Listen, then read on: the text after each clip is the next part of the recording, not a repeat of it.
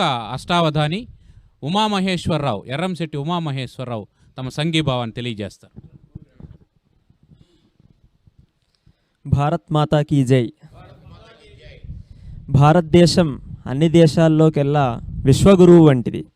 సనాతన ధర్మాన్ని, ఆధ్యాత్మిక జ్ఞానాన్ని విశ్వానికి అందించినటువంటి గురువు భారతదేశం. అటువంటి దేశం పైన ఉగ్రవాద దాడి జరగడం ఎంతో హేయమైనటువంటి చర్య. మన భారతదేశం యొక్క ఖ్యాతిని ఒకసారి మనం స్మరించుకుంటే, సమభావంబును కల్గజేయు సమతా సౌధంబు ఈ దేశమే, సమభావంబును కల్గజేయు సమతా సౌధంబు ఈ దేశమే.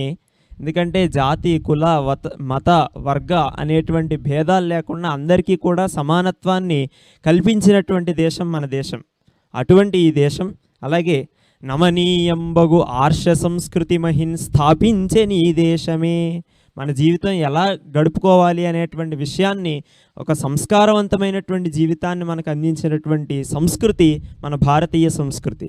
అలాగే రమణీయంబగు బోధనలు సలిపే కళ్యాణార్థి అయి, మన దేశంలో మన సంస్కృతి ఆధారంగా చేసుకుని మనం చెప్తాం లోకా సమస్త సుఖినో భవంతు, సర్వే జనా సుఖినో భవంతు అని.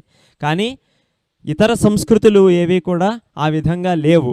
దానికి నిదర్శనమే మనం చూసినటువంటి పహల్గాం దాడి.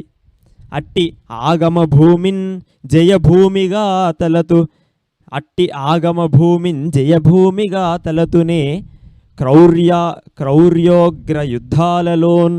ఇప్పుడు క్రౌర్యమైనటువంటి ఉగ్రమైనటువంటి యుద్ధాలు జరిగినప్పటికీ కూడా భారతదేశం ఎల్లప్పుడూ తనకున్నటువంటి తాత్విక శక్తితో, ధార్మికమైన సనాతనమైనటువంటి దివ్య శక్తితోటి ఎల్లప్పుడూ అగ్రస్థానంలోనే నిలుస్తుందని విశ్వసిస్తూ మరొక పద్యం.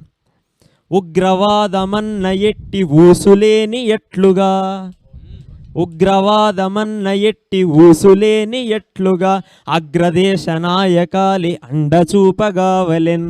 అగ్రదేశ నాయకులందరూ కూడా ఉగ్రవాదాన్ని ఖండించడం కోసం ఇదే సమయం ఆసన్నమైంది కాబట్టి వారందరూ కూడా సిద్ధపడాలి.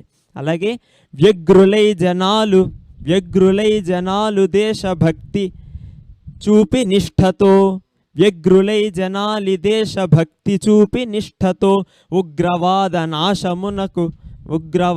నాశనమునకు న్యతింపగావలెన్ అని. మనమంతా కూడా ఉగ్రవాదాన్ని నశింపజేయడం కోసం ఈ యుద్ధ సమయంలో మన భారతదేశానికి సంఘీభావంగా నిలబడదాం. ఎందుకంటే మన సంస్కృతి ఇదం బ్రాహ్మం ఇదం క్షాత్రం, రెండు వైపులా పదునున్నటువంటి సంస్కృతి మనది.